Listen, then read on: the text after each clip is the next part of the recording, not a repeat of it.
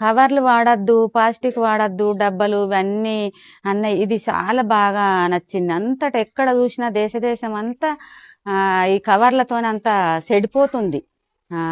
ప్రపంచం అంతా అంగడంగడి అది మన కడుపులకు ఎంత పోతుందో తెలుస్తలేదు, ఎంత బయట వారెత్తునో తెలుస్తలేదు, బయట వారెత్త కూడా ఎంత గలీజ్ అవుతుందో తెలుస్తలేదు.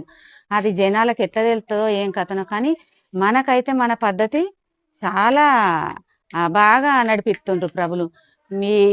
ఈ సంస్థ నడిపించే ప్రభుకు కోటి కోటి వందనాలు.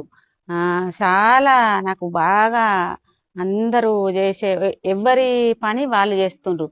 వాళ్ళు ఏం చేస్తుర్రో తెలియకుండా మాకు తెలుస్తలేదు వాళ్ళు ఏం చేస్తుర్రు అని అడిగిండు నన్ను ఒక అబ్బాయి, కరీంనగర్ నుంచి వచ్చిన అబ్బాయి. అట్లా తెలియకుండా మేనేజ్మెంట్ చేసుకుంటా అట్లా చేసుకొత్తురు అంటే ఎంత చాలా బాగా. ఎందుకంటే మన భక్తిలా చాలా గొప్ప గొప్ప పనులు చేస్తారు.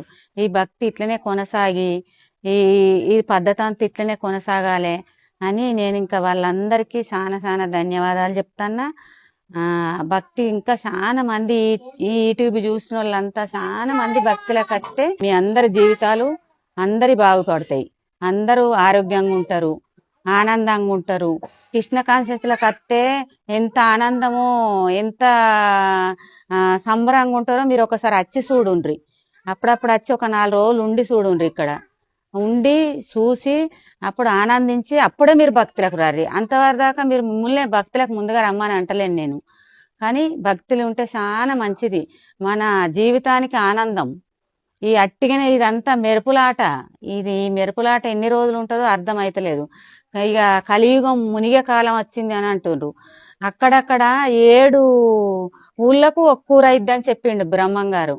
అదే అవుతుంది అని అంటే ఇట్లా భక్తులున్న కాడ ఈ ఊరు మునిగిపోదు. ఎసొంటి కరోనా రాని, ఎసొంటి ప్రళయం రాని, ఏదొచ్చినా ఈ ఊరు మునిగిపోదు. అందుకే అప్పుడు ఏం చెప్పిండంటే 7 ఊర్లకు ఒక్క ఊరు, ఇసొంటి ఊర్లే మిగులుతాయి, అన్నీ మునిగిపోతాయి. అందుకే జనాలంతా అట్లా మిడిసి ఆడుతుర్రు. ఈ మిడిసి ఆట మంచిగా లేదు. మీకు ధన్యవాదాలు చెప్తాన్నా. మీరందరూ చూసిన వాళ్ళంతా కొంచెం వచ్చి అప్పుడప్పుడు 4 రోజులు ఉండి చూసి భక్తులకు రాండ్రి. నేను వ్యవసాయం గురించి వచ్చిన ఇక్కడికి. వ్యవసాయం కూడా చాలా పద్ధతిగా మంచిగా నడిపిస్తుర్రు. ఆవుల పేడతోని, ఆవుల గోమూత్రంతోని అవన్నీ జమ చేసి మందులు ఏమి వేయకుండా